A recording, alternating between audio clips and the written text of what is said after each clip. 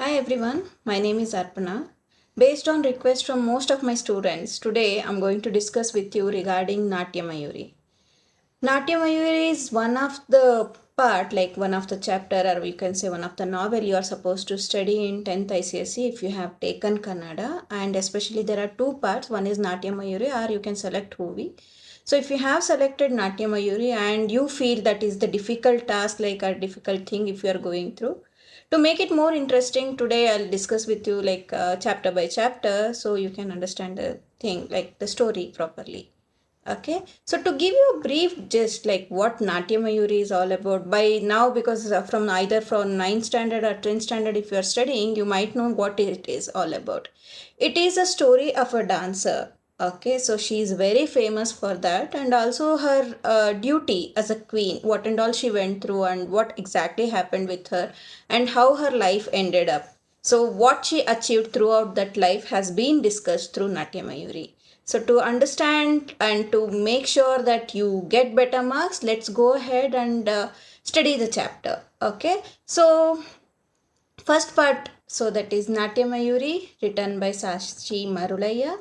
So I'll explain both in Kannada and English, so it becomes easy for you guys. If you are not from core Kannada, or your mother tongue is not Kannada, but still you have taken Kannada, definitely I'll help you out, and you can write to me. You can write down my email ID, that is info@aryaninstitution.com. At the end I'll type that for you, so you guys can go ahead and message me for those things. So to start with Adhyaya 1, this starts like this: thai thai thai, dittai dittai, didittai, thai thai thai. So as you can see, ಯಾರೋ ಒಬ್ರೊಬ್ರು dance ಮಾಡ್ತಾ ಇದ್ದಾರೆ ಅಥವಾ ನೃತ್ಯ ಮಾಡ್ತಾ ಇದ್ದಾರೆ. So ಅದೇನು ನಡೀತಾ ಇದೆ ಅಂತ ನಮಗೆ ಕ್ಯೂರಿಯಾಸಿಟಿ ಶುರುವಾಗುತ್ತೆ. ಅದು ಹೆಜ್ಜೆಯ ಗೆಜ್ಜೆ ನುಡಿ. ಇಬ್ಬರು ನರ್ತಕಿಯರು ಶಿವ ಪಾರ್ವತಿಯರ ವೇಷ ಧರಿಸಿ ನರ್ತಿಸುತ್ತಿದ್ದಾರೆ. ಶಿವಗಂಗೆಯ ನಗರ ದೇವತೆ ಹೊನ್ನಮ್ಮನ ಗುಡಿಯ ಮುಂಭಾಗದ ನವರಂಗದಲ್ಲಿ ಆ ನುಡಿಗೆ 100 ಮಡಿಯಷ್ಟು ಗುಡುಗುವ ವಾದ್ಯ ವಿಶೇಷಗಳು. So you can imagine, see everything, science, commerce, arts, whatever it is, whenever you study, I tell my kids that is one thing you need to imagine. So when we start with this, all you need to do is imagination. ನರ್ತಕಿ, dance ಮಾಡ್ತಾ ಇರೋರಿಗೆ ನರ್ತಕಿ ಅಂತ ಕರಿತೀವಿ. So ಅಲ್ಲಿ ಒಬ್ರು ನೃತ್ಯ ಮಾಡ್ತಾ ಇದ್ದಾರೆ. ಯಾರ್ಯಾರಿದ್ದಾರೆ? ಶಿವ ಮತ್ತು ಪಾರ್ವತಿ ವೇಷ ಹಾಕ್ಕೊಂಡಿರೋರು. ಓಕೆ, ಸೊ ಅದು ಯಾವ ಜಾಗದಲ್ಲಿ? ಶಿವಗಂಗೆ ನಗರ. ಯಾವ ಪ್ಲೇಸ್ ಅಲ್ಲಿ, ನಗರದಲ್ಲಿ ಯಾವ ಪ್ಲೇಸ್ ಅಂತ ಹೇಳಿದ್ರೆ ಹೊನ್ನಮ್ಮನ ಗುಡಿಯ ಮುಂಭಾಗದಲ್ಲಿ ಇದು ನಡೀತಾ ಇದೆ. ಫ್ರಂಟ್ ರೀಜನಲ್ಲಿ ಈ ಡಾನ್ಸ್ ನಡೀತಾ ಇದೆ. ಸೊ 100 ಜನ ಅಲ್ಲಿ ವಾದ್ಯಗಳನ್ನ ನುಡಿಸ್ತಾ ಇರೋ ಅಷ್ಟು ಜೋರಾಗಿ ಅಲ್ಲಿ ಸೌಂಡ್ ಬರ್ತಾ ಇದೆ. ತೋಮ್ ತೋಮ್ ತೋಮ್ ನಾದದ ಮೃದಂಗ, ಢಮ್ ಢಮ್ ಢಮ್ ಝೇಂಕಾರದ ಢಮರುಗ, ಟಣ ಟಣ ಟಣಗಳು ಗುಟ್ಟುವ ಸಣ್ಣ ಮೇಳ. ಸೊ ಎಲ್ಲ ಥರವಾದ ನಾದ, ಮೃದಂಗ ಎಲ್ಲನೂ ಅಲ್ಲಿದೆ. ಅದಕ್ಕೆ ಅವರು ನೃತ್ಯ ಮಾಡ್ತಾ ಇದ್ದಾರೆ. ಶಿವ ಪಾರ್ವತಿ ರೂಪ ಧರಿಸ್ಕೊಂಡಿರೋವಂಥವ್ರು ಇಬ್ಬರು ನೃತ್ಯ ಮಾಡ್ತಾ ಇದ್ದಾರೆ. ಏನೇನು ನಾದ ಇದೆ? ಶಂಖ, ಜಾಗಟೆ, ತಾಳ, ಝಲ್ಲರಿ ಮೊದಲಾದವುಗಳು. ಸಹಸ್ರ ಸಂಖ್ಯೆಯಲ್ಲಿ ನೆರೆದಿದ್ದ ಪ್ರೇಕ್ಷಕರೆಲ್ಲರೂ ಬರೀ ಹೆಂಗಸರೇ. ಸ್ತ್ರೀಯರೇ ನರ್ತಕಿಯರು, ಸ್ತ್ರೀಯರೇ ವಾದಕಿಯರು, ಸ್ತ್ರೀಯರೇ ಪ್ರೇಕ್ಷಕಿಯರು. ಸೊ ಸಾವಿರಾರು ಜನ, ಸಹಸ್ರ ಅಂದರೆ 1000. ಸೊ ಸಾವಿರಾರು ಜನ ಅಲ್ಲಿದ್ದಾರೆ. ಅದ್ರ ಒಳಗಡೆಗೆ ಎಲ್ಲ ಕೆಲಸ ಮಾಡ್ತಿರೋರು, ಎಲ್ಲ ರೀತಿಲಿ ಇರೋವಂಥದ್ದು ಹೆಂಗಸರೇ ಅಂತ ಹೇಳ್ತೀವಿ. ಸೊ ಯಾರ್ಯಾರು? ಸ್ತ್ರೀಯರೇ ನರ್ತಕಿಯರು, ಸ್ತ್ರೀಯರೇ ವಾದಕಿಯರು ಅಂದರೆ ಮ್ಯೂಸಿಷಿಯನ್, ಸ್ತ್ರೀಯರೇ ಪ್ರೇಕ್ಷಕಿಯರು, ಆಡಿಯನ್ಸ್ ಕೂಡ ಸ್ತ್ರೀಯರೇ ಆಗಿದ್ದಾರೆ, ಲೇಡೀಸೇ ಇದ್ದಾರೆ. ಅಂದಿನ ಆರಂಭದ ನೃತ್ಯ ಶಿವನ ತಾಂಡವ. ಸೊ ಶಿವ ತಾಂಡವ ಅಂತ ಹೇಳಿದರೆ ತುಂಬ ಜೋರಾಗಿ ಬರುತ್ತೆ. ತುಂಬ ಶಿವ ಸಿಟ್ಟಲ್ಲಿದ್ದಾಗ, ಶಿವ ಸಂತೋಷವಾಗಿದ್ದಾಗ, ಮೇನ್ಲಿ ಸಿಟ್ಟಾಗಿದ್ದಾಗ ಅಂತ ಹೇಳ್ಬೋದು, ಆ ಟೈಮಲ್ಲಿ ಅವನಿಗೆ ಎಷ್ಟು ಕೆಂಡಮಂಡಲವಾಗಿ ನೃತ್ಯ ಮಾಡ್ತಾನೆ ಅನ್ನೋದನ್ನ ಇಲ್ಲಿ ಪಿಕ್ಚರೈಸ್ ಮಾಡಿದ್ದಾರೆ. ಶಿವನ ಕಣ್ಣುಗಳು ಕೆಂಡದುಂಡೆಗಳನ್ನು ಉರುಳಿಸುತ್ತಿವೆ. ಸೊ ಎಷ್ಟು ಸಿಟ್ಟಾಗಿದ್ದಾನೆ ಅಂತ ಹೇಳಿದ್ರೆ ಅವನ ಕಣ್ಣಿಂದ ಕೆಂಡದುಂಡೆ ಹೊರಗೆ ಬೀಳ್ತಾ ಇದೆ ಅಂತ ಅನಿಸ್ತಾ ಇದೆಯಂತೆ. ಅವನ ಹಣೆಗಣ್ಣು ಜ್ವಾಲೆಯನ್ನು ಮುಕ್ಕಳಿಸುತ್ತಿವೆ. ನಿಮಗೆಲ್ಲನೂ ಗೊತ್ತಿದೆ, ಶಿವಂಗೆ 3 ಕಣ್ಣಿದೆ ಅಂತ, ಹಣೆಲ್ಲೂ 1 ಕಣ್ಣಿದೆ. ಸೊ 2 ಕಣ್ಣಿಂದ ಕೆಂಡದುಂಡೆ ಬೀಳೋ ಅಷ್ಟು ಕೆಂಪಾಗಿದೆಯಂತೆ. ಅದೇ ಥರ ಹಣೆಲಿರೋ ಕಣ್ಣಿಂದ ಜ್ವಾಲೆ ಅಂದರೆ ಬೆಂಕಿ ಅಥವಾ ಫೈರ್ ಹೊರಗೆ ಬರ್ತಾ ಇದೆ ಅನ್ನಂಗೆ ಕಾಣಿಸ್ತಾ ಇದೆಯಂತೆ. ಅವನ ಕುಣಿತಕ್ಕೆ ನೆಲ ನಡುಗುತ್ತಿದೆ. ಬೀಸಿದ ತೋಳುಗಳು ಜೊತೆಯಲ್ಲಿ ಇಡೀ ಬ್ರಹ್ಮಾಂಡವೇ ಸುತ್ತುತ್ತಿವೆ. ಸೊ ಹೆಂಗೆ ನೃತ್ಯ ಮಾಡ್ತಾ ಇದ್ದಾನೆ ಶಿವ ಅಂತ ಹೇಳಿದರೆ ನೆಲ ಎಲ್ಲ ನಡುಗ್ತಾ ಇದೆ. ಸೊ ತೋಳುಗಳು ಬೀಸಿ ಅವರು ನೃತ್ಯ ಮಾಡ್ತಾ ಇರ್ಬೇಕಾರೆ ಇಡೀ ಬ್ರಹ್ಮಾಂಡ ನಡುಗ್ತಾ ಇದೆ, ಇಡೀ ಯೂನಿವರ್ಸ್ ನಡುಗ್ತಾ ಇದೆ ಅಂತ ಅನ್ನಿಸ್ತಾ ಇದೆಯಂತೆ. ದಿಕ್ಕುಗಳು ದೂರ ಸರಿಯುತ್ತಿವೆ, ಭೂಮಿಯ ಬೆಸುಗೆಯನ್ನು ಕಳೆದುಕೊಂಡು ಬೆಟ್ಟಗಳು ಅವನೊಡನೆ ನರ್ತಿಸುತ್ತಿವೆ. ಎಷ್ಟು ಆ ನೃತ್ಯದಲ್ಲಿ ಶಕ್ತಿ ಇದೆ ಅಂತ ಹೇಳಿದರೆ ಎಲ್ಲ ದಿಕ್ಕುಗಳು ದೂರ ಸರಿತಾ ಇದೆ. ಭೂಮಿ ಹೆಂಗೆ ಅಂದರೆ ಬೆಟ್ಟಗಳು ಅಂದರೆ ಮೌಂಟೇನ್ಸ್ ಎಲ್ಲನೂ ಭೂಮಿನ ಬಿಟ್ಬಿಟ್ಟು ಅವನ ಜೊತೆಗೆ ನೃತ್ಯ ಮಾಡೋಕ್ಕೆ ಶುರು ಮಾಡಿದೆ. ಕೆಂಡದ ಮಳೆ ಸುರಿದಂತೆ ನಕ್ಷತ್ರಗಳು ಪಳಪಳನೆ ಕಳಚಿ ಬೀಳುತ್ತಿವೆ. ಬಹಳ ಹೊತ್ತು ನಡೆದ ಈ ಭೀಕರ ತಾಂಡವದಿಂದಾಗಿ ಗಾಳಿಗೆ ಉಬ್ಬಸ, ಬಿಸಿಲಿಗೆ ಸೆಕೆ, ಅಂದ ಮೇಲೆ ನೆರೆದಿದ್ದ ಪ್ರೇಕ್ಷಕರ ಪಾಡೇನು. ಸೊ ಇದೆಲ್ಲಾನು ಇಮ್ಯಾಜಿನರಿ. ಸೊ ಕೆಂಡದುಂಡೆ ಬೀಳ್ತಾ ಇದೆ ಇದೇನೇ ಹೇಳಿದ್ರು, ಬಟ್ ಅದು ರಿಯಾಲಿಟಿ ತೋರಿಸುತ್ತೆ ಎಷ್ಟು ಶಿವ ಸಿಟ್ಟಾಗಿದ್ದ ಅಂತ ಹೇಳಿ. ಸೊ ಎಲ್ಲ ಕೆಂಡದ ಮಳೆ ಬೀಳ್ತಾ ಇದೆ ಅಂದರೆ ನಕ್ಷತ್ರಗಳು ಪಳಪಳನೆ ಅದು ಕಳಚಿ ಆಕಾಶದಿಂದ ಕೆಳಗೆ ಬೀಳ್ತಾ ಇದೆ ಅಂತ ಅನಿಸ್ತಾ ಇದೆ. ತುಂಬ ಹೊತ್ತು ಅಲ್ಲಿ ಭೀಕರವಾಗಿ ಅಂದರೆ ಶಿವ ತಾಂಡವ ನಡೀತಾ ಇದೆ. ಸೊ ಗಾಳಿಗೆ ಉಬ್ಬಸ ಅಂದರೆ ಗಾಳಿಗೆ ಸರಿಯಾಗಿ ಉಸಿರಾಡೋಕ್ಕಾಗ್ತಾ ಇಲ್ಲ, ಬಿಸಿಲಿಗೆ ಸೆಕೆ ಆಗ್ತಾ ಇದೆ. ಹಂಗಂದಮೇಲೆ ಅಲ್ಲಿರೋ ಪ್ರೇಕ್ಷಕರಿಗೆ ಏನು ಅನ್ನಿಸ್ತಾ ಇರ್ಬೋದು. ಆಗ ಇದ್ದಕ್ಕಿದ್ದಂತೆಯೇ ತಂಗಾಳಿ ತೀಡಿದಂತಾಗಿ ಶಿವ ಶಾಂತನಾಗುತ್ತಾನೆ. ಆವಾಗಿಷ್ಟು ಶಿವ ತಾಂಡವ ಆದಮೇಲೆ ಏನೋ ತಂಗಾಳಿ ಬೀಸ್ತೇನೋ ಅನ್ನಂಗೆ ಶಿವಂಗೆ ಸಮಾಧಾನ ಆಗುತ್ತೆ, ಶಾಂತತೆ ಬರುತ್ತೆ. ಅವನೊಡನೆ ಬಂದು ಕೂಡುತ್ತಾಳೆ ಶಿವೆ. ಅಂದರೆ ಪಾರ್ವತಿ ಬಂದ ತಕ್ಷಣವೇ ಅವನಿಗೇನೋ ಒಂದು ಸಮಾಧಾನ ಆಯಿತು. ಶಿವೆ ಅಂದರೆ ಪಾರ್ವತಿ. ಸೊ ಏನೋ ಸಮಾಧಾನ ಆಯಿತು ಅನ್ನೋ ಹಾಗೆ ಅವನಿಗೆ ಶಾಂತತೆ ಬಂತು. ಜಗನ್ಮಾತಾಪಿತರ ಲಾಸ್ಯ ಮತ್ತೆ ಆರಂಭವಾಗುತ್ತದೆ. ಇಲ್ಲಿಂದ ಮುಂದಕ್ಕೆ ಅವರಿಬ್ಬರು ಸಂತೋಷದಿಂದ ಶಿವ ಪಾರ್ವತಿ ನೃತ್ಯ ಮಾಡ್ತಾರೆ. ಅಲ್ಲಿನವರೆಗೂ ಬಿಗಿದುಕೊಂಡಿದ್ದ ಪ್ರೇಕ್ಷಕರ ಕೊರಳಿನ ನರಗಳು ಸಡಿಲವಾಗುತ್ತವೆ. ಈಗ ಅಲ್ಲಿರುವಂಥ ಆಡಿಯನ್ಸ್ ಕೂಡ ರಿಲ್ಯಾಕ್ಸ್ ಆಗ್ತಾರೆ. ಅವರು ನಿರಾಳವಾಗಿ ಉಸಿರಾಡುತ್ತಾರೆ. ಈಗ ನೆಮ್ಮದಿಯಾಗಿ ಅವರು ಉಸಿರಾಡೋಕ್ಕೆ ಶುರು ಮಾಡಿದರು. ಶಿವಶಿವೆಯರ ಲಾಸ್ಯವನ್ನು ಅವರು ಮೈಯೆಲ್ಲ ಕಣ್ಣಾಗಿ ನೋಡುತ್ತಾರೆ. ಸಂಗೀತವನ್ನು ಕಿವಿಯಾಗಿ ಕೇಳುತ್ತಾರೆ. ಅವರಿಗೆ ಅರಿವಿಲ್ಲದೆಯೇ ಅವರ ಕಾಲುಗಳು ತಾಳ ಕಟ್ಟುತ್ತವೆ. ಅವರ ಮಯೂರಗಳು ಶಿವೆಯರೊಡನೆ ನರ್ತಿಸುತ್ತವೆ. ಸೊ ಫಸ್ಟ್ ನಾವು ನೋಡಿದರೆ ಶಿವ ತಾಂಡವ ನಡಿಬೇಕಾದ್ರೆ ಎಲ್ಲರೂ ಹೆದರ್ಕೊಂಡಿದ್ದು ಅಂತ ಹೇಳಿ ಅವ್ರ ಎಕ್ಸ್ಪ್ರೆಷನ್ನೇ ಡಿಫ್ರೆಂಟ್ ಆಗಿತ್ತು ಅಂತ ಹೇಳಿದ್ವಿ. ಈಗ ಜಗನ್ ಮಾತಾಪಿತ ಇಬ್ಬರು ಅಂದರೆ ಶಿವ ಪಾರ್ವತಿ ನೃತ್ಯ ಮಾಡೋಕೆ ಶುರು ಮಾಡಿದ ತಕ್ಷಣ ಅವರೆಲ್ಲ ರಿಲ್ಯಾಕ್ಸ್ ಆದರು. ಉಸಿರು ನಿಧಾನವಾಗಿ ಆಡೋಕ್ಕೆ ಶುರು ಮಾಡಿದರು. ಅವ್ರ ಮೈಯೆಲ್ಲ ಕಣ್ಣು ಮಾಡ್ಕೊಂಡು ನೋಡ್ತಾ ಇದ್ದಾರೆ, ಅಂದರೆ ಅಷ್ಟು ಎಂಜಾಯ್ ಮಾಡ್ತಾ ಇದ್ದಾರೆ. ಸಂಗೀತನ ಪೂರ್ತಿ ಆಲಿಸ್ತಾ ಇದ್ದಾರೆ. ಸೊ ಅವ್ರಿಗೆ ಗೊತ್ತಿಲ್ಲದಲೇ ಆ ನೃತ್ಯಕ್ಕೆ ಅವ್ರ ಕಾಲುಗಳು ನೃತ್ಯ ಮಾಡ್ತಾ ಇದ್ದಾವೆ. ಮನಸ್ಸು ಮಯೂರ ಅಂತ ಹೇಳಿದ್ರೆ ನವಿಲು. ಸೊ ಅದೇ ಪಿಕಾಕ್ ಅಂತ ಏನು ಹೇಳ್ತೀರಾ. ಸೊ ಅದು ಶಿವೆಯರ ಜೊತೆಗೆ ಹೆಂಗೆ ನವಿಲು ನೃತ್ಯ ಮಾಡುತ್ತೋ ಇವ್ರ ಮನಸ್ಸು ಒಂದು ನವಿಲ್ ಥರ ನೃತ್ಯ ಮಾಡ್ತಾ ಇದೆ. ನೃತ್ಯ ಒಂದು ನೆಲೆಗೆ ಬಂದು ನಿಲ್ಲಬೇಕು ಎನ್ನುವಷ್ಟರಲ್ಲಿ ಪ್ರಾಂಗಣದ ಹೊರಗಡೆಯಿಂದ ಕ್ಷಮಿಸಿ ಎಂಬ ನುಡಿ ಕೇಳಿ ಬರುತ್ತದೆ.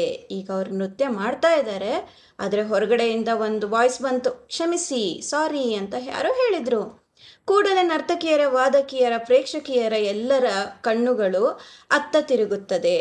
ಅಲ್ಲಿ ಕಂಡದ್ದೇನು? ಒಂದು ಕುದುರೆ. ಅದರ ಮುಂಭಾಗದಲ್ಲಿದ್ದ ಓರ್ವ ತರುಣ ಯೋಧ. ಆ ಯೋಧ ಯುದ್ಧ ಭೂಮಿಯಿಂದ ಆಗ ತಾನೇ ಬಂದಿರುವನೇಬೇಕು. ಸೊ ಅಲ್ಲಿ ನೋಡ್ತಾರೆ ಎಲ್ಲರೂ ತಿರುಗಿ, ಯಾರೋ ಸಡನ್ನಾಗಿ ಈ ಥರ ಇಷ್ಟು ಒಳ್ಳೆ ನೃತ್ಯ ನಡಿಬೇಕಾದ್ರೆ ಸಾರಿ ಅಂತ ಯಾಕೆ ಹೇಳ್ತಾ ಇದ್ದಾರೆ ಅಂತ ಹೇಳಿದರೆ, ಎಲ್ಲ ನರ್ತಕಿಯರು, ವಾದಕಿಯರು, ಪ್ರೇಕ್ಷಕಿಯರು ಎಲ್ಲರೂ ಕಣ್ಣು ಆ ಕಡೆಗೆ ತಿರುಗುತ್ತೆ. ಯಾರಿದ್ದಾರೆ ಅಲ್ಲಿ?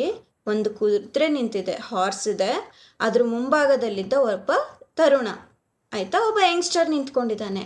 ಅವ್ನು ನೋಡಿದ್ರೇ ಗೊತ್ತಾಗ್ತಿದೆ ಈಗನು ಯುದ್ಧ ಭೂಮಿಯಿಂದ ಬಂದಿರೋ ಯೋಧ, ಒಬ್ಬ ಸೋಲ್ಜರ್ ಥರ ಅವನು ಕಾಣಿಸ್ತಾ ಇದ್ದಾನೆ. ಅವನ ಕಣ್ಣು ನಿದ್ದೆ ಕಂಡಿರಲಿಲ್ಲ, ಅವನ ಮೈ ಸ್ನಾನ ಮಾಡಿರಲಿಲ್ಲ. ಹೊಟ್ಟೆಗೆ ಅನ್ನ ಕೊಡಬೇಕೆಂದಾಗಲಿ ತೊಟ್ಟ ಬಟ್ಟೆ ಬದಲಿಸಬೇಕೆಂದಾಗಲಿ ಅವನಿಗೆ ಅನ್ನಿಸಿಯೇ ಇರಲಿಲ್ಲ. ಅವನ ಯುದ್ಧದಲ್ಲಿ ಎಷ್ಟು ಮಗ್ನ ಆಗಿದ್ದಾನೆ ಅಂತ ಇಲ್ಲಿ ಇಂಡಿಕೇಟ್ ಮಾಡ್ತಾ ಇರೋದು. ಅವನು ನಿದ್ದೆ ಮಾಡಿರಲಿಲ್ಲ, ಸ್ನಾನ ಮಾಡಿರಲಿಲ್ಲ, ಹೊಟ್ಟೆಗಂತೂ ಊಟ ಮಾಡಿರಲಿಲ್ಲ ಅಂತಾನೆ ಅವನಷ್ಟು ಕ್ಷೀಣವಾಗಿ ಕಾಣಿಸ್ತಾ ಇದ್ದಾನೆ. ಹಾಕಿದ ಬಟ್ಟೆ ಬದಲಿಸ್ಬೇಕು, ಚೇಂಜ್ ಮಾಡ್ಕೊಳ್ಬೇಕು ಅನ್ನೋದೇ ಇಲ್ಲ. ನಾವು ಅದರ ದಿನಕ್ಕೊಂದು ಚೇಂಜ್ ಮಾಡಬೇಕು, ಹೊರಗಡೆ ಹೋಗ್ಬೇಕಾದ್ರೆ ಒಂದು ಯೂನಿಫಾರ್ಮ್ ಇರೋದೇ ಒಂದು ದೊಡ್ಡ ವಿಷಯ ನಮಗೆ. ಹೊಸದೇನಾದ್ರು ಯಾವತ್ತಾರು ಯೂನಿಫಾರ್ಮ್ ಇಲ್ದಲೆ ಬರಬೇಕು ಅಂದರೆ ಖುಷಿಯಾಗುತ್ತೆ. ಬಟ್ ಅವನಿಗೆ ಯಾವುದೇ ಆ ಥರ ಫೀಲಿಂಗ್ ಇಲ್ಲ. ಅವನು ಕೆಲಸ ಮಾಡ್ಕೊಳ್ಬೇಕು ಅನ್ನೋದು ಮಾತ್ರ ಇತ್ತು. ಅವನ ಎಡತೋಳಿನಲ್ಲಿ ಹೆಪ್ಪು ಕಟ್ಟಿದ ರಕ್ತ ಹಾಗೆಯೇ ಇತ್ತು. ಅಂದರೆ ಬ್ಲಡ್ ಕ್ಲಾಟ್ ಆಗಿತ್ತು, ಅವನಿಗೆ ಪೆಟ್ಟು ಬಿದ್ದಿತ್ತು, ಅದ್ರ ಬಗ್ಗೆನೂ ಅವನಿಗೆ ಗಮನ ಇಲ್ಲ, ಅಲ್ಲಿ ಬ್ಲಡ್ ಕ್ಲಾಟ್ ಆಗಿದ್ದು ಹಾಗೆ ಇತ್ತು. ಸಹಸ್ರ ಸಂಖ್ಯೆಯಲ್ಲಿ ಶತ್ರುಗಳ ನೆತ್ತರನ್ನು ಕುಡಿದು ಕರೆಗಟ್ಟಿದ ಅವನ ಖಡ್ಗ ಇನ್ನೂ ಒರೆಯನ್ನು ಸೇರಿರಲಿಲ್ಲ. ಆತ ಮತ್ತೆ ನುಡಿದ. ಸೊ ಅವನಷ್ಟು ಶತ್ರುಗಳನ್ನೆಲ್ಲರನ್ನೂ ಸಾಯಿಸಿ, ನೆತ್ತರು ಅಂದರೆ ರಕ್ತ ಅಥವಾ ಬ್ಲಡ್ ಎರಡು ಒಂದೇ. ಸೊ ಅಷ್ಟು ಜನದ ಬ್ಲಡ್ ಅಲ್ಲಿದೆ ಆ ಖಡ್ಗದ ಮೇಲೆ, ಅದನ್ನು ಮತ್ತೆ ಒರೆ ಒಳಗಿನ್ನೂ ಇಟ್ಟಿಲ್ಲ, ಹಾಗೆ ಅವನ ಕೈಯಲ್ಲಿದೆ. ಕ್ಷಮಿಸಿ, ನಾನು ದೇವಿಯ ದರ್ಶನಕ್ಕಾಗಿ ಈ ದೇವಾಲಯಕ್ಕೆ ಬಂದೆ, ಆದರೆ ಇಲ್ಲಿ ನರ್ತನ ನಡೆಯುತ್ತಿದೆ ಎಂದು ನನಗೆ ತಿಳಿದಿದ್ದರೆ ಬರುತ್ತಿರಲಿಲ್ಲವೋ ಏನೋ. ಸೊ ಅಲ್ಲಿ ಎಲ್ಲರೂ ಹೆಣ್ಮಕ್ಳು ಇದ್ದಾರೆ ಅಂತ ಹೇಳಿದರೆ ಸ್ವಲ್ಪ ಹೆಸಿಟೇಷನ್ ಆಗುತ್ತೆ. ಸೊ ನಾನು ದೇವಿ ದರ್ಶನ ಮಾಡೋಕ್ಕೆ ಬಂದೆ, ಇಲ್ಲಿ ನರ್ತನ ನಡೀತಿದೆ ಅಂತ ನನಗೆ ಗೊತ್ತಿರಲಿಲ್ಲ. ನಂಗೆ ಗೊತ್ತಿದ್ರೆ ನಾನು ಮೋಸ್ಟ್ಲಿ ಬರ್ತಾ ಇರಲಿಲ್ಲ. ಕೂಡಲೇ ಪಾರ್ವತಿಯ ವೇಷ ಧರಿಸಿದ ನರ್ತಕಿ ನುಡಿದಳು, ಚಿಂತೆ ಇಲ್ಲ, ಆದರೆ ತಾವು ಅನ್ನುವಷ್ಟರಲ್ಲಿ. ಸೊ ಪರವಾಗಿಲ್ಲ, ನೀವು ಬಂದಿದ್ದೇನಾಗುತ್ತೆ ಅಂತ ಹೇಳಿ ಒಬ್ಳು ಪಾರ್ವತಿ ವೇಷ ಹಾಕ್ಕೊಂಡ್ರು ಮುಂದೆ ಬಂದು ಮಾತಾಡಿದ್ಲು. ಆದರೆ ನೀವ್ಯಾರು? ಮಿತ್ರರು, ಅಮ್ಮಾಜಿ, ಶತ್ರುಗಳಲ್ಲ, ದೂರದಿಂದಲೇ ಕೂಗಿ ಹೇಳಿದರು ಢನಾಯಕ ಮಾರಸಿಂಗಮ್ಮಯ್ಯ. ಎಲ್ಲರ ಗಮನವು ಯೋಧನನ್ನು ಮರೆತು ಮಾರಸಿಂಗಮ್ಮನಯವರ ಕಡೆಗೆ ಹರಿಯಿತು. ಸೊ ಯಾರೋ ದೂರದಿಂದ ಒಬ್ರು ಮಾತಾಡ್ದಂಗೆ ಆಯಿತು. ಯಾರದು? ಢನಾಯಕ, ನಾವು ಹೆಂಗೆ ಜನರಲ್ ಅಂತ ಹೇಳ್ತೀವೋ, ಢನಾಯಕ ಮಾರಸಿಂಗಮ್ಮಯ್ಯ. ಸೊ ಅವ್ರು ಹೇಳಿದರು, ಶತ್ರು ಏನಲ್ಲ, ಅವರು ನಮ್ಮ ಮಿತ್ರರೇ, ನಮ್ಮ ಫ್ರೆಂಡೇ, ಅವರು ಎನಿಮಿ ಅಲ್ಲ. ಸೊ ಎಲ್ಲರ ಗಮನ ಯೋಧರನ್ನು ಬಿಟ್ಬಿಟ್ಟು ಈಗ ಮಾರಸಿಂಗಮ್ಮಯ್ಯ ಅವ್ರ ಕಡೆಗೆ ಹೋಯ್ತು. ಮಾರಸಿಂಗಮ್ಮಯ್ಯ ಯಾರು? ಇವಳು ಹೇಳ್ತಾ ಇರೋ ರೀತಿ ಅಪ್ಪಾಜಿ ಎಂದವಳೆ ಆ ನರ್ತಕಿ ದೇವಾಲಯದ ಮುಂಭಾಗದ ರಸ್ತೆಯಲ್ಲಿ ತುಸು ದೂರದಲ್ಲಿ ಬರುತ್ತಿದ್ದ ತನ್ನ ತಂದೆಯ ಕಡೆಗೆ ಜಿಂಕೆಯೆಂದು ಜಿಗಿದು ಹೋದಳು. ಅವನ ಕೊರಳಿಗೆ ತನ್ನ ಎರಡೂ ತೋಳುಗಳ ಮಾಲೆ ಹಾಕಿ, ಅಪ್ಪಾಜಿ, ಸುಖ ಪ್ರಯಾಣವೇ? ಹೆಂಜೇರು ಯುದ್ಧ ಭೂಮಿಯಿಂದ ನೀವು ಕಳುಹಿಸಿದ ವಿಜಯದ ಸುದ್ದಿ ನಿನ್ನೆ ಸಂಜೆ ಮುಟ್ಟಿತು. ಅದರ ಸಂತೋಷಾರ್ಥವಾಗಿ ಹೊನ್ನಾದೇವಿಗೆ ವಿಶೇಷ ಪೂಜೆ, ವಿಶೇಷ ನರ್ತನ ಏರ್ಪಡಿಸಿದ್ದೆವು ಅಷ್ಟರಲ್ಲಿ. ಸೊ ಈಗ ಅವಳೇನು ಹೇಳ್ತಾ ಇದ್ದಾಳೆ, ಅಲ್ಲೆಲ್ರಿಗೂ ಗೊತ್ತಾಯ್ತು ಅವ್ರ ಅಪ್ಪ ಬಂದಿದ್ದಾರೆ ಅಂತ. ಅವಳು ಸಂತೋಷವಾಗಿ ಅವರ ಅಪ್ಪ ಹತ್ರ ಓಡ್ ಬಂದ್ಲು, ಜಿಂಕೆ ಇಸ್ ಡೀರ್. ಸೊ ಜಿಂಕೆ ಥರ ಅವಳು ಜಿಗಿದ್ಕೊಂಡು ಓಡ್ ಬಂದ್ಲು. ಅವಳು ಎರಡೂ ತೋಳುಗಳನ್ನ ಅವ್ರ ಅಪ್ಪಂಗೆ ಮಾಲೆ ಥರ ಅಂದರೆ ಹಾರ ಥರ ಹಾಕಿ, ಅವಳಿಗೆ ಅಷ್ಟು ಸಂತೋಷ ಅವಳು ಎಕ್ಸ್ಪ್ರೆಸ್ ಮಾಡ್ತಾ ಇದ್ದಾಳೆ. ಸುಖವಾಗಿ ಬಂದ್ರಲ್ಲ, ನೀವು ಹೆಂಜೇರಿ ಯುದ್ಧದಲ್ಲಿ ಗೆದ್ದು ಬಂದ್ರಿ ಅಂತ ನೆನ್ನೆ ಸುದ್ದಿ ಬಂತು. ವಿಜಯ ಅಂತ ಹೇಳಿದ್ರೆ win are you own that particular war ಅಂತ ಗೊತ್ತಾಯಿತು ನನಗೆ. ಸೊ ನಿನ್ನೆ ಸಂಜೆ ನಂಗೆ ಆ ನ್ಯೂಸ್ ಗೊತ್ತಾಗಿರೋದ್ರಿಂದ ನಾನು ಅದಕ್ಕೋಸ್ಕರ ದೇವ್ರ ಪೂಜೆಗೆ ನಾನು ನೃತ್ಯ ಮಾಡ್ತಾ ಇದ್ದೆ, ನರ್ತನನ್ನೇ ನಾನು ಅರ್ಪಿಸ್ತಾ ಇದ್ದೀನಿ ಅಂತ ಹೇಳ್ತಾಳೆ. ತುಂಬ ಸಂತೋಷ ಶಾಂತಲ, ಮೊದಲು ಇವರಿಗೆ ಅಭಿನಂದನೆಗಳನ್ನು ತಿಳಿಸು ಎಂದು ಮಾರಸಿಂಗಮ್ಮಯ್ಯ ದೇವಾಲಯ ಎದುರಿನಲ್ಲಿ ಭಕ್ತಿಭರಿತವನಾಗಿ ನಿಂತಿದ್ದ ತರುಣ ಯೋಧನ ಕಡೆಗೆ ಕರೆದೊಯ್ದರು. ಸೊ ನನಗೆ ತುಂಬ ಸಂತೋಷ, ನೀನು ಈ ಥರ ದೇವ್ರಿಗೆ ನಮಸ್ಕಾರ ಮಾಡಿ ನೃತ್ಯ ಪ್ರದರ್ಶನ ಮಾಡ್ತಿದ್ಯಾ ಅಂತ ಹೇಳಿ. ಅದ್ರ ಮುಂಚೆ ಅಲ್ಲಿದ್ದಾರಲ್ಲ ಅವ್ರ ತರುಣ ಅಂದರೆ ಯಂಗ್ಸ್ಟರ್ ಒಬ್ಬರು ನಿಂತಿದ್ದಾರಲ್ಲ, ಆ ಯೋಧ ಹಂಗೆ ಹೋಗಿ ನೀನು ಮಾತಾಡಿಸ್ಬೇಕು. ಶಾಂತಲೆ ಆ ತೇಜಸ್ವಿ ಯೋಧನನ್ನು ಕುರಿತು ಶುಭಾಶಯಗಳು ಎಂದಳು. ಶಿರಬಾಗಿ ಆತ ಅಷ್ಟೇ ನಮ್ರನಾಗಿ ನುಡಿದ, ಒಳ್ಳೆಯದು. ಸೊ ನಿಮಗೂ ಕಂಗ್ರ್ಯಾಚುಲೇಷನ್ಸ್ ಅಂತ ಹೇಳಿದ್ಲು. ಅಷ್ಟೇ ಅವನು ಪೊಲೈಟಾಗಿ ಅವಳಿಗೆ ಧನ್ಯವಾದ ಅಥವಾ ಒಳ್ಳೆಯದು ಅಂತ ಹೇಳಿ, ಗುಡ್ ಅಂತ ಹೇಗೆ ಹೇಳ್ತಿರೋ ಹಂಗೆ ಹೇಳ್ದ. ಢನಾಯಕ ಮಾರಸಿಂಗಮ್ಮಯ್ಯ ಆ ಅಪರಿಚಿತ ವ್ಯಕ್ತಿಯ ಪರಿಚಯ ಮಾಡಿ ಕೊಟ್ಟರು. ಈಗ ಯಾರು ಯಂಗ್ಸ್ಟರ್ ಅಲ್ಲಿ ಸೋಲ್ಜರ್ ನಿಂತಿದ್ನೋ ಅವ್ರ ಇಂಟ್ರೊಡಕ್ಷನ್ ಶುರುವಾಗುತ್ತೆ. ಅಮ್ಮಾಜಿ, ಇವರು ಯಾರೆಂದು ತಿಳಿದೆ? ನಮ್ಮ ಯುವ ರಾಜಕುಮಾರರು ವಿಷ್ಣುವರ್ಧನರು. ಸೊ ಇವರೇ ವಿಷ್ಣುವರ್ಧನ, ನಮ್ಮ ರಾಜ್ಕುಮಾರ. ಭಾವಿ ಪ್ರಭುಗಳಮ್ಮ ಹೊಯ್ಸಳೇಶ್ವರ, ಇವರೇ ಮುಂದಕ್ಕೆ ಕಿಂಗ್ ಅಥವಾ ರಾಜ ಆಗೋರು. ಹಾಗಂದ ಕೂಡಲೇ ನೆರೆದಿದ್ದ ಹೆಂಗಸರೆಲ್ಲರೂ ತಲೆಯ ಮೇಲೆ ಸೆರಗು ಎಳೆದುಕೊಂಡು ದೂರ ಸರಿದರು. ಮಾರಸಿಂಗಮ್ಮಯ್ಯ ವಿಷ್ಣುವರ್ಧನನ ಬಳಿ ಸಾರಿ. ಸೊ ಅಲ್ಲಿರೋರೆಲ್ಲ ರೆಸ್ಪೆಕ್ಟ್ ಕೊಡಬೇಕು ಅಂತ ಹೇಳಿದ್ರೆ ಹಿಂದಿನ ಕಾಲದಿಂದ ನಡ್ಕೊಂಬಂದಿರೋದು, ತಲೆ ಮೇಲೆ ಸೆರಗು ಹಾಕ್ಕೊಂಡು ದೊಡ್ಡವರಿಗೆ ಅಥವಾ ದೊಡ್ಡ ಪದವಿಲಿರೋರಿಗೆ ನಾವು ರೆಸ್ಪೆಕ್ಟ್ ಕೊಡ್ತೀವಿ. ಸೊ ಅಲ್ಲಿರೋ ಎಲ್ಲ ಹೆಣ್ಮಕ್ಳು, ಬರೀ ಹೆಣ್ಮಕ್ಳೇ ಇದ್ದಿದ್ದು ಅಂತ ಹೇಳಿದ್ವಿ, ಅವರೆಲ್ಲನೂ ತಲೆ ಮೇಲೆ ಸೆರಗು ಹಾಕ್ಕೊಂಡ್ಬಿಟ್ಟು ಅವರು ಸೊ ನೆಕ್ಸ್ಟ್ ದೂರ ಸರಿದ್ರು, ಯಾಕಂದರೆ ಅಷ್ಟು ದೊಡ್ಡ ವ್ಯಕ್ತಿ ಅವ್ರ ಮುಂದಿದ್ದಾರೆ. ಮಾರಸಿಂಗಮ್ಮಯ್ಯ ವಿಷ್ಣುವರ್ಧನ ಬಳಿ ಸಾರಿ, ಯುವ ರಾಜ್ಕುಮಾರರು ಮನ್ನಿಸಬೇಕು, ಕ್ಷಮಿಸಿ ಅಂತ ಹೇಳ್ತಿದ್ದಾರೆ. ಮನ್ನಿಸಬೇಕು ಅಂದರೆ ಕ್ಷಮಿಸಿ ಅಂತ ಹೇಳಿ, ಸಾರಿ ಕೇಳ್ತೀವಲ್ಲ ಹಾಗೆ. ತಮ್ಮ ಅಪ್ಪಣೆ ಪಡೆಯದೆ ಯುದ್ಧ ಭೂಮಿಯಿಂದ ನಮ್ಮ ವಿಜಯದ ಸುದ್ದಿಯನ್ನು ಈ ಶಿವಗಂಗೆ ನಾಡಿಗೂ ದ್ವಾರ ಸಮುದ್ರಕ್ಕೂ ಕಳುಹಿಸಿದ್ದೆವು ಎಂದು ವಿನಯದಿಂದ ನುಡಿದ. ಸೊ ದ್ವಾರ ಸಮುದ್ರ ಅಂತ ಹೇಳಿದರೆ ರಾಜ್ಕುಮಾರನ್ ಜಾಗ. ಓಕೆ, ಶಿವಗಂಗೆ ಬಂದು ಮಾರಸಿಂಗಮ್ಮಯ್ಯ ಅವ್ರ ಜಾಗ. ಸೊ ಎರಡೂ ಜಾಗಗಳಿಗೂ, ಎರಡೂ ನಾಡಿಗೂ ನಾನು ಇನ್ಫಾರ್ಮೇಷನ್ ಕೊಟ್ಬಿಟ್ಟಿದ್ದೀನಿ. ಸೊ ನಿಮಗೆ ಕೇಳ್ದಲೇನೆ ನಾನು ಅವರಿಗೆ ನಾವು ಗೆದ್ವಿ ಅಂತ ಇನ್ಫಾರ್ಮೇಷನ್ ಕಳಿಸಿದ್ದೀನಿ ಅಂತ ಹೇಳಿದರು. ಒಳ್ಳೆಯದೇ ಆಯಿತು ಡಣಾಯಕರೇ, ವಿಜಯೋತ್ಸವ ವೈಭವದಿಂದ ನಡೆಯಲಿ. ಈಗ ದೇವಿಯ ಮಹಾಮಂಗಳಾರತಿಯಾದ ನಂತರ ಹೊರಡಲು ಅನುಮತಿ ನೀಡುತ್ತೀರಾ? ದೇವರಿಗೆ ಈಗ ನಾನು ಪೂಜೆ ಮಾಡಿ ನಮಸ್ಕಾರ ಮಾಡ್ತೀನಿ, ಮಹಾಮಂಗಳಾರತಿ ಆಗುತ್ತಲ್ಲ, ಅದ್ರ ನಂತರ ನಾನು ಹೊರಡ್ತೀನಿ. ಬಹುದೊಡ್ಡ ಮಾತು. ನಾವು ಹೊಯ್ಸಳ ಸಿಂಹಾಸನದ ಸೇವಕರು, ಅಂತೆಯೇ ಭಾವಿ ಪ್ರಭುಗಳಾದ ತಮ್ಮ ಆಜ್ಞಾಧಾರಕರು. ಆ ಕಾರಣ ತಾವು ನಮ್ಮನ್ನು ಬೇಡಬಾರದು, ಆಜ್ಞೆ ಮಾಡಬೇಕು. ಸೊ ನಮಗೆ ಪರ್ಮಿಷನ್ ಕೊಡಿ ಅಂತ ಇವ್ರು ಯಾವಾಗ ಕೇಳಿದ್ರು, ನೀವು ದೊಡ್ಡವರು, ನಿಮ್ಮ ಆಜ್ಞೆ ನಾವು ಪಾಲಿಸ್ತೀವಿ, ನೀವು ನಮ್ಮನ್ನು ಕೇಳಬೇಡಿ, ನೀವು ಆಜ್ಞೆ ಮಾಡಿ ಅಂತ ಡಣಾಯಕರ ಮಾರಸಿಂಗಮ್ಮಯ್ಯ ಅವರು ಹೇಳಿದರು. ಕ್ಷಮಿಸಿ ಡಣಾಯಕರೇ, ನಮ್ಮ ಅಣ್ಣಂದಿರಾದ ಬಲ್ಲಾಳ ಹೊಯ್ಸಳೇಶ್ವರರು ಪಟ್ಟಕ್ಕೆ ಬರುತ್ತಿದ್ದ ಹಾಗೆಯೇ ನನ್ನನ್ನು ಯುವರಾಜ ಪದವಿಗೆ ತಂದು ಕೂರಿಸಿದವರಾರು. ಸೊ ನಮ್ಮ ಅಣ್ಣ ಬಲ್ಲಾಳ ಹೊಯ್ಸಳೇಶ್ವರ. ಕ್ಯಾರೆಕ್ಟರ್ಸ್ನ ಪ್ಲೀಸ್ ನೆನ್ಪಿಟ್ಕೊಳ್ಳಿ, ಅಂಡರ್ಲೈನ್ ಮಾಡ್ಕೊಳ್ಳಿ ಯಾರ್ಯಾರು ಬರ್ತಾ ಇದ್ದಾರೆ ಅಂತ.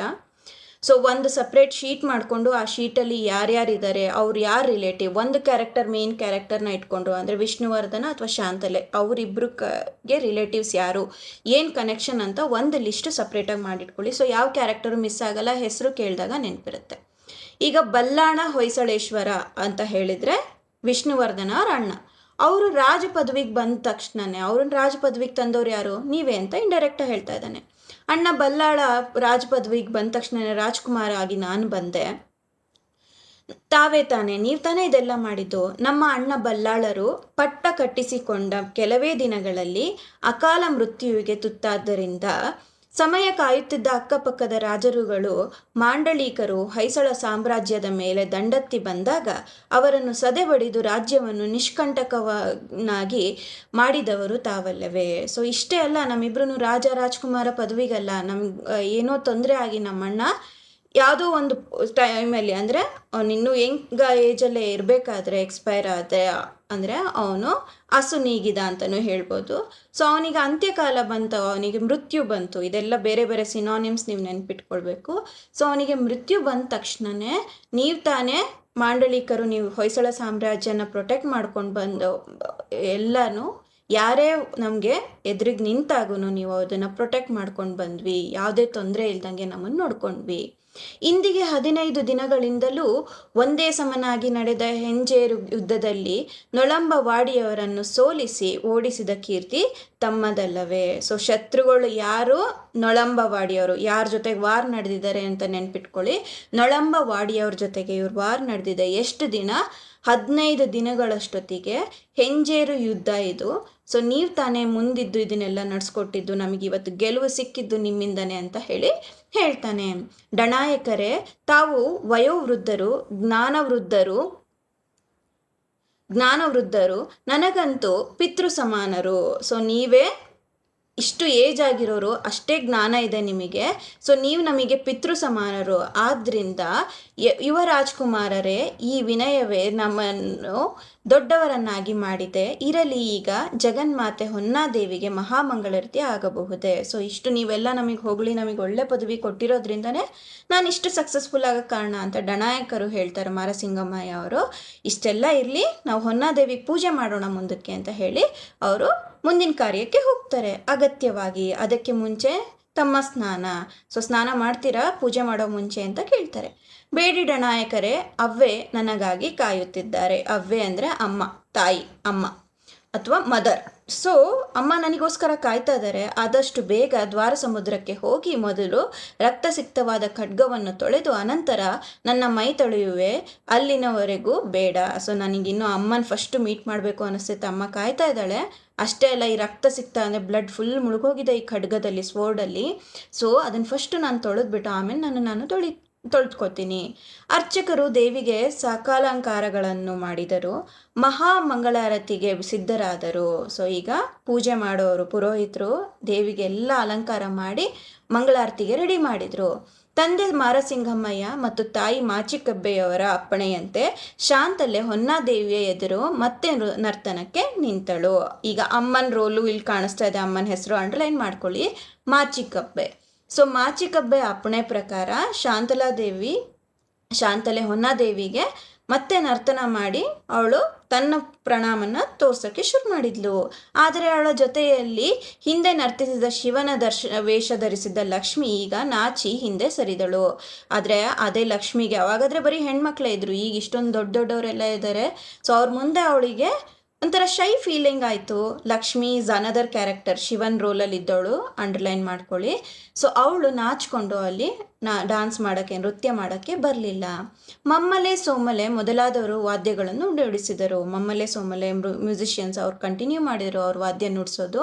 ತಾಳ ಹಾಕುವ ಹಿನ್ನೆಲೆಯ ಗಾಯನದ ಕಲಾವಿದೆಯರಾದರೂ ಸಮಯಕ್ಕೆ ತಕ್ಕಂತೆ ಪೂಜಾ ನರ್ತನ ಮತ್ತು ವಸಂತ ನರ್ತನಗಳು ನಡೆಯುವುದೆಂದು ನಿರ್ಧಾರವಾಯಿತು. ಕರೆಕ್ಟಾಗಿ ಟೈಮ್ ಹೆಂಗೆ ಅವ್ರು ಪ್ಲ್ಯಾನ್ ಮಾಡ್ಕೊಂಡಿದ್ರು ಅದಕ್ಕೆ ಕರೆಕ್ಟಾಗಿ ಅವರು ಪೂಜೆಗೆ ಏನು ಬೇಕಾಗಿರೋ ಅದೇ ಪೂಜಾ ನರ್ತನ, ವಸಂತ ನರ್ತನ ಇವುಗಳನ್ನೆಲ್ಲ ಮಾಡ್ಕೊಂಡು ಮುಗಿಸ್ಬೇಕು ಅಂತ ಹೇಳಿ ಅವರು ನಿರ್ಧಾರ ಮಾಡಿದರು. ನರ್ತನ ಆರಂಭವಾಯಿತು.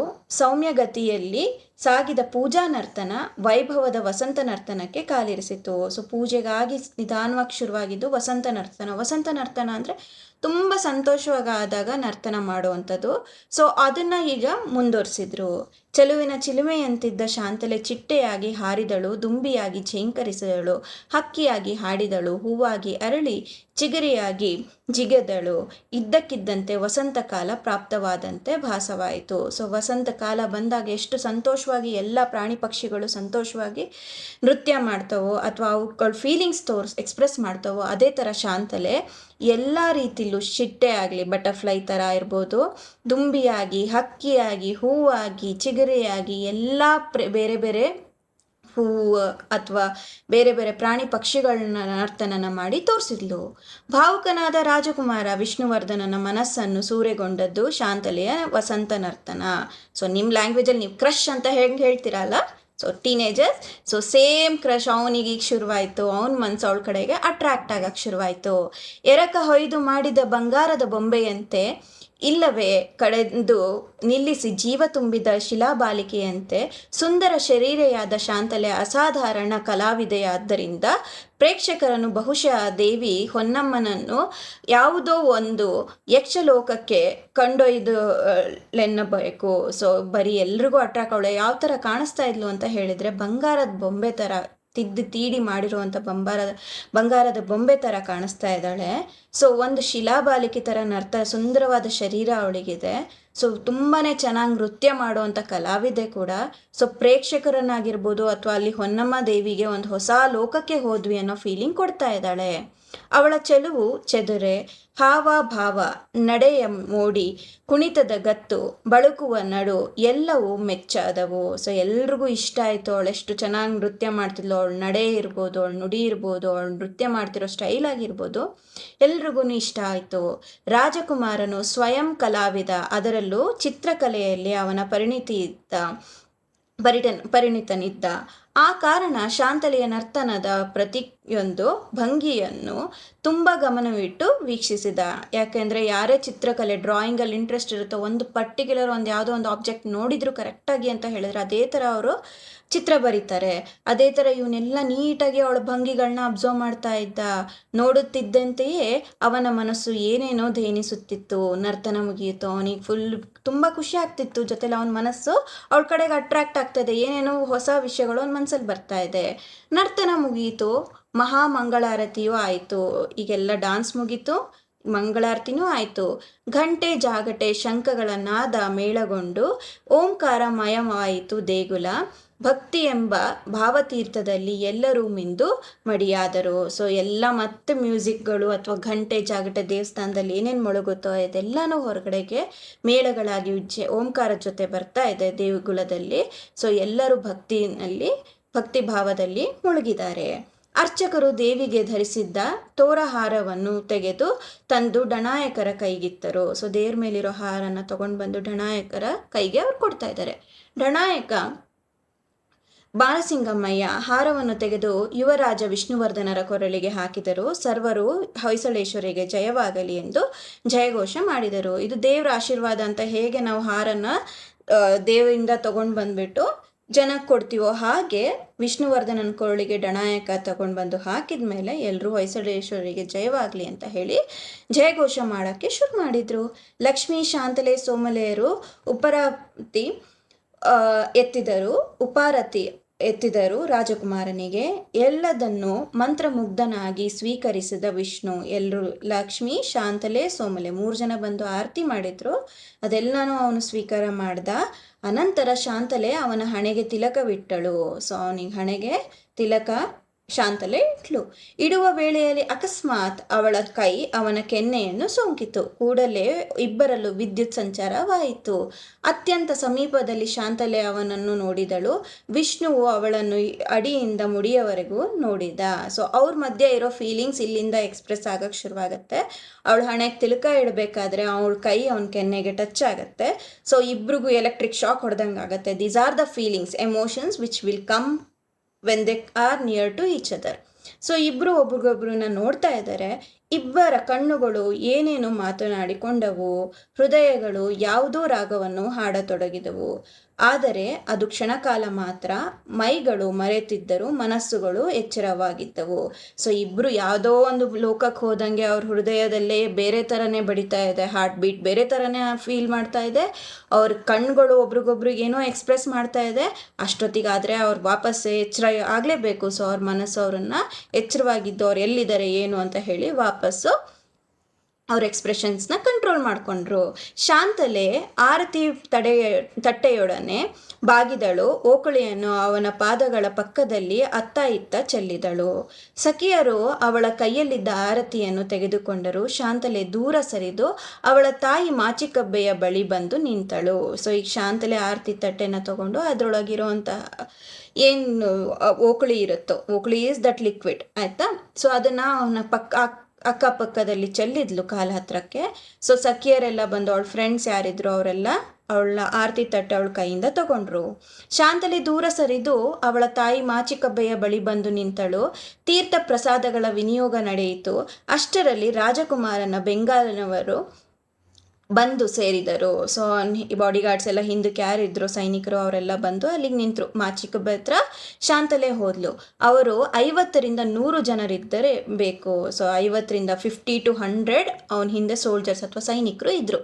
ದೇವಾಲಯದ ಬಳಿ ಬಂದ ಕೂಡಲೇ ತಮ್ಮ ತಮ್ಮ ಕುದುರೆಗಳಿಂದ ಇಳಿದು ಮಂಡಿಯೂರಿ ತಮ್ಮ ತಮ್ಮ ಖಡ್ಗಗಳನ್ನು ಮುಂದೆ ಚಾಚಿ ವಿಷ್ಣುವರ್ಧನಿಗೆ ವೀರವಂದನೆಗಳನ್ನು ಸಲ್ಲಿಸಿದರು. ದೇವಸ್ಥಾನದ ಹತ್ರ ಬಂದ ತಕ್ಷಣವೇ ಅವ್ರದ್ದು ಹಾರ್ಸ್ ಅಥವಾ ಕುದುರೆಯಿಂದ ಕೆಳಗಿಳಿದ್ಬಿಟ್ಟು ಮಂಡಿ ಮೇಲೆ ಅಂದರೆ ನೀ ಮೇಲೆ ಅವ್ರು ಬೆಂಡಾಗಿ ಖಡ್ಗಗಳನ್ನ ಮುಂದೆ ತಗೊಂಡು ಬಂದು ವಿಷ್ಣುವರ್ಧನನಿಗೆ ಅವ್ರ ವೀರವಂದನೆ ಅಂದರೆ ತಮ್ಮ ಪ್ರಣಾಮನ ಅವರು ಸಲ್ಲಿಸಿದ್ರು.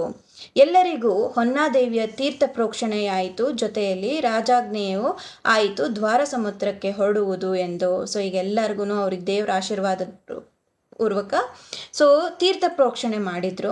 ರಾಜ ಆಜ್ಞೆ ಕೊಟ್ಟ ಎಲ್ಲ ವಾಪಸ್ ದ್ವಾರ ಸಮುದ್ರಕ್ಕೆ ಹೋಗೋಣ ಅಂತ ಹೇಳಿ. ಕೂಡಲೇ ಎಲ್ಲ ಸವಾರರು ತಮ್ಮ ತಮ್ಮ ಕುದುರೆಗಳನ್ನು ಮತ್ತೆ ಏರಿದರು. ಯುದ್ಧ ಭೂಮಿಯಿಂದ ಆಗ ತಾನೇ ಬಂದಿದ್ದ ಕುದುರೆಗಳು ತಮ್ಮ ತವರಿಗೆ ಹಿಂದಿರುಗಲು ಕಾತರವಾಗಿದ್ದವು. ಬರೀ ಇವರಿಗಷ್ಟೇ ಸುಸ್ತಾಗಿರ್ಲಿಲ್ಲ, ಕುದುರೆಗೂ ಸುಸ್ತಾಗಿತ್ತು. ದ್ವಾರ ಸಮುದ್ರಕ್ಕೆ ದಾರಿ ಅಂತ ಅಂದ ತಕ್ಷಣ ಅವು ಖುಷಿಯಾಗಿ ಹೊಡಕ್ ಶುರು ಮಾಡಿದ್ರು. ಕೆನೆಯ ತೊಡಗಿದವು, ಖುಷಿಯಾಗಿ ಕೂಗಕ್ಕೆ ಶುರು ಮಾಡಿದ್ವು. ರಾಜಕುಮಾರನ ಕುದುರೆ ಕಲ್ಯಾಣಿ ಅವನ ಮುಂದೆ ಬಂದು ನಿಂತಳು. ಸೊ ರಾಜಕುಮಾರನ ಕುದುರೆ ಹೆಸರು ನೆನ್ಪಿಟ್ಕೋಬೇಕು, ಕಲ್ಯಾಣಿ. ಇವನು ಹೊರಡೋಣ ಅಂದ ತಕ್ಷಣನೇ ಕಲ್ಯಾಣಿ ಕುದುರೆ ಇವನ ಎದುರಿಗೆ ಬಂದು ನಿಂತ್ಕೊಂತು. ಯುವರಾಜ ಎಲ್ಲರಿಗೂ ವಂದನೆಗಳನ್ನು ಸಲ್ಲಿಸಿದ. ಎಲ್ಲರೂ ಭಕ್ತಿಯಿಂದ ಪ್ರತಿಯಾಗಿ ವಂದಿಸಿದರು. ಎಲ್ರಿಗೂ ನಮಸ್ಕಾರ ಮಾಡಿ ಅವನು ಹೊರಟ. ಎಲ್ಲರೂ ವಾಪಸ್ಸು ಯುವರಾಜನಿಗೆ ವಿಷ್ಣುವರ್ಧನಿಗೆ ನಮಸ್ಕಾರ ಮಾಡಿ ಕಳಿಸ್ಕೊಟ್ರು. ವಿಷ್ಣುವರ್ಧನನ ಕಣ್ಣುಗಳು ಏನೇನೋ ಯಾರನ್ನೋ ಹುಡುಕುತ್ತಿದ್ದವು. ಆದರೆ ಬಾಯಿ ನುಡಿಯಿತು, ಡಣಾಯಕರೇ ಹಾಗೂ ಶಿವಗಂಗೆಯ ಪುಣ್ಯ ದೇವತೆಯರೇ, ನಾವಿನ್ನೂ ಬರಬಹುದೇ. ಸೊ ಅವನು ಹುಡುಕ್ತಾ ಇದ್ದಿದ್ದು ಶಾಂತಲೆ ಅವನ ಕಣ್ಣಲ್ಲಿ, ಆದರೆ ಅವನು ಹೊರಡಬೇಕಿತ್ತು. ಹಾಗಾಗಿ ಡಣಾಯಕರಿಗೂ ಅಲ್ಲಿರೋ ಸುತ್ತಲಿರುವಂಥ ಎಲ್ಲ ಹೆಣ್ಮಕ್ಳಿಗೂ ನಾವಿನ್ನು ಹೊಡ್ತೀವಿ ಅಂತ ಕೇಳಿ ಅಪ್ಪಣೆ ಕೇಳ್ತಾನೆ. ದಾರಿ ಸುಗಮವಾಗಲಿ. ಸೊ ನಿಮ್ಮದು ರಸ್ತೆ, ನೀವು ಹೋಗ್ತಾ ಇರೋವಂಥ ದಾರಿ ಅಂದರೆ ಹ್ಯಾಪಿ ಜರ್ನಿ ಅಂತ ಹೇಗೆ ಹೇಳ್ತೀವೋ ಹಾಗೆ ಸುಖವಾಗಿ ಹೋಗಿ ಬನ್ನಿ ಅಂತ ಹೇಳಿದರು. ಪ್ರಭುಗಳು ಚಿರಾಯುವಾಗಲಿ ಎಂದು ಮುಂತಾದ ಹರಕೆಯು ನುಡಿಗಳು ಕೇಳಿ ಬಂದವು. ಸೊ ನೀವು ತುಂಬ ವರ್ಷ ಬದುಕ್ರಿ ಅಂತ ಹೇಳಿ ತುಂಬ ಜನ ಆಶೀರ್ವಾದ ಮಾಡಿದರು. ಯುವರಾಜ ಮತ್ತೆ ನುಡಿದ, ಬರ್ಲೆ ಎಂದು ಅದು ಯಾರ ಗಾಗಿಯೋ ತಿಳಿಯದು. ಸೊ ಮತ್ತೆ ಎಲ್ಲರೂ ಆಶೀರ್ವಾದ ಮಾಡಿದ ಮೇಲೂ ಮತ್ತೆ ಹೋಗ್ಲಾ ಅಂತ ಕೇಳ್ತಾ ಇದ್ದಾನೆ. ಅಂದರೆ ಏನೋ ಯಾರನ್ನೋ ಬೇರೆಯವ್ರು ಏನಾದ್ರು ಹೇಳಬೇಕು ಅಂತ ಕಾಯ್ತಾ ಇರೋ ಹಾಗೆ ಇತ್ತು. ಸಂಬಂಧಪಟ್ಟವರು ಅನುಮತಿ ನೀಡಿದರೋ ಏನೋ, ಅಂತೂ ಮನಸ್ಸಿಲ್ಲದ ಮನಸ್ಸಿನಿಂದ ಕಲ್ಯಾಣಿ ದ್ವಾರ ಸಮುದ್ರದ ಕಡೆಗೆ ತಿರುಗಿ ಹೆಜ್ಜೆ ಇರಿಸತೊಡಗಿದಳು. ಕಲ್ಯಾಣಿ ರಾಜ್ಕುಮಾರನ ಕುದುರೆ. ಸೊ ಮನಸ್ಸಿದೆಯೋ ಇಲ್ಲೋ ಅನ್ನಂಗೆ ಅಲ್ಲಿಂದ ರಾಜ್ಕುಮಾರ ದ್ವಾರ ಸಮುದ್ರ ಕಡೆಗೆ ಹೊರಟ. ಸೊ ಇದು ಅಧ್ಯಾಯ 1 ನಾಟ್ಯಮಯೂರಿ ಭಾಗದ್ದು. ಸೊ ಏನೇ ಡೌಟ್ ಇದ್ರೂ ನಾ ಹೇಳಿದ್ನಲ್ಲ, info@aryaninstitution.com ನೀವು ಮೈಲ್ ಮಾಡ್ಬೋದು. ಸೊ ಏನೇ ಇನ್ಫಾರ್ಮೇಷನ್ ಬೇಕಿದ್ರು, ಯಾವ್ದಾದ್ರು ಸ್ಪೆಸಿಫಿಕ್ ವಿಡಿಯೋ ಬೇಕಿದ್ರು ಅಂತಲೂ ಕೇಳ್ಬೋದು. ಸೊ ಎಗೈನ್ ನನ್ನ ಹೆಸರು ಅರ್ಪಣಾ. ಸೊ ಆರ್ಯನ್ ಇನ್ಸ್ಟಿಟ್ಯೂಷನಿಂದ ನಾನು ರೆಪ್ರೆಸೆಂಟ್ ಮಾಡ್ತಿರೋದು, director and founder of the institution. Thank you. All the best.